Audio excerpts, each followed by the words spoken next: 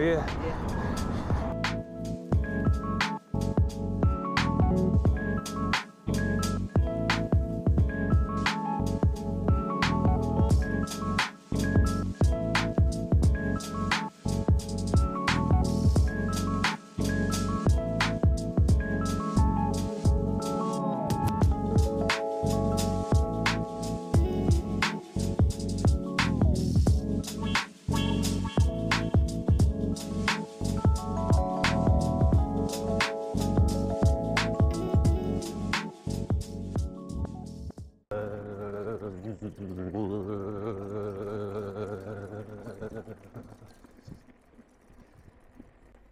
How's it going? It's April 25th. If you're not from Portugal, this date might not sound much to you, but here it's a national holiday, and to me, the most beautiful day of the year. Let me tell you why. 1932 marked the year António de Oliveira Salazar, former finances minister, was elected council minister, therefore leading the country. Already in power, he created a new constitution for the country that started a new regime called Estado Novo. And what was to come was not pretty. It was the start of a country with an authoritarian regime inspired on the fascism idealist. A country basing on censorship and repression. A country that created a state police called PIDE that would persecute, torture, or kill people that would disagree with the state, or even talk bad about it. A country that doesn't have free elections. You could only vote on one party, União Nacional, the party from António de Oliveira Salazar. A country where you were not free. To give you an idea of how repressed this country really was, it was forbidden to kiss in public. You needed a license to use a lighter. It was forbidden to make group meetups except in football stadiums or churches. The state... Sorry about that. Where was I? Oh yeah. The state would determine what music, TV shows, movies, or plays could be seen and which ones were censored. The only way for a woman to emancipate fairly was by marrying a man. According to state law, a married woman during her life was only dedicated to house caring. In fact, a woman couldn't have property. Her property, her kids, all belonged to the husband. So if a woman was unhappy on a marriage, she couldn't get a divorce. Even to leave the country, she needed a written permission by her husband. Now imagine living in a country with this much censorship, without being able to disagree, to say what's on your mind, to have all of this going on. Luckily, nothing lasts forever, and all of this was about to change in 1974. But I'll get into that. First, I'm going to stop in Brightside Tattoo Studio. Going to meet up with Taylor Catclaw to get a new tattoo. And what an experience it was. He gave me time to understand where to place the tattoo, explained the whole process, the materials he uses, so you are more than aware of what's to come. It was less than an hour and a half, but it felt like 15 minutes have passed. We talked the whole way through, and it was such an amazing conversation, and I was so invested in it that I barely felt any pain. So, whether it's your first tattoo or not, consider getting it with Taylor.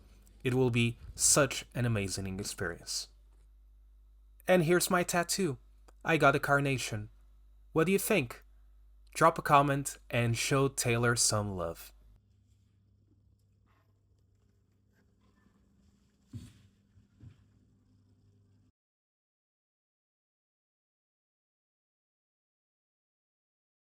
Out the door with new ink, let's get back to 1974. 1974 was possible because in 1973, a group called Army Forces Movement, in Portuguese, Movimento das Forças Armadas, was formed.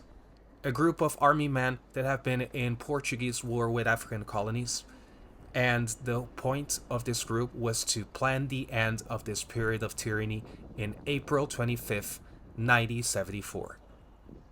The day before, close to 11 p.m., a song called E Depois do Adeus by Paulo de Carvalho was played on the radio. It was a signal for the troops of the MFA to be on alert, because it meant that the takeover was possible. Past midnight, Gran La Vila Morena plays on the radio as well. A song prohibited by the state for having the motto, "The people are the ones in charge." The plan was in motion. The movement started taking over so fast that they took over radio and TV stations, airports, military stations, government buildings, etc. TV and radio were saying that the MFA were already out trying to take down the government, so the people wouldn't freak out. Marcelo Caetano, at that time leading the country, was caught off guard. He saw the MFA taking over everything. He saw the people going outside in support of the MFA and the end of Estado Novo. So he decided to resign. In order for him to remain safe, he got into an MFA tank that took him to the airport so he could fly to Madeira. He would later on fly to Rio de Janeiro, where he would live there until the rest of his days. And one person was very important in making this happen: Dona Celeste. Dona Celeste was a florist that was returning back home on the 25th with a huge pile of carnations, because the revolution was happening and the store was closed. She wanted to show her support to the MFA and show to people that the MFA were here to help us. So she started to put the carnations on the barrels of the machine guns of the soldiers, so people would see that it's not a bad thing. It's a good thing that's happening. It's a new revolution, and it's one that's not going to draw blood. To this day, the carnation became a symbol of this day, a symbol of peace and freedom to Portuguese people. Now you can understand better why I got this tattoo. Before I finish the day, I'm heading out to Freedom Avenue, in Portuguese, Avenida da Liberdade, to celebrate this day. To celebrate my freedom, to celebrate the bravery of the MFA soldiers, to celebrate my freedom to be myself, and the freedom to make this video. Hope you enjoyed this video.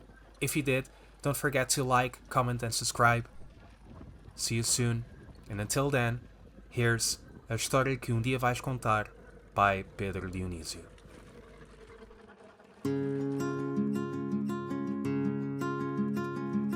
Esta é a história de uma grande vitória. Sei que és novo, mas vou tentar explicar. A vida era de pedra, tão dura como a guerra, que na rua não se podia falar. Eram tantas as palavras entoadas com guitarras, que nas rádios não se podiam cantar. E as prisões eram um castigo de um país que andava ferido, sem saber que já não dava para aguentar. Esta é a história que um dia também vais contar. Esta é a história que um dia também vais contar. Cansados da ditadura, de uma vida de amargura, a tropa decidiu avançar.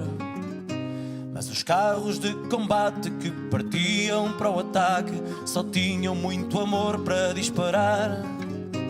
E então fez outra guerra lá para o meio da primavera, só com flores para ninguém se magoar.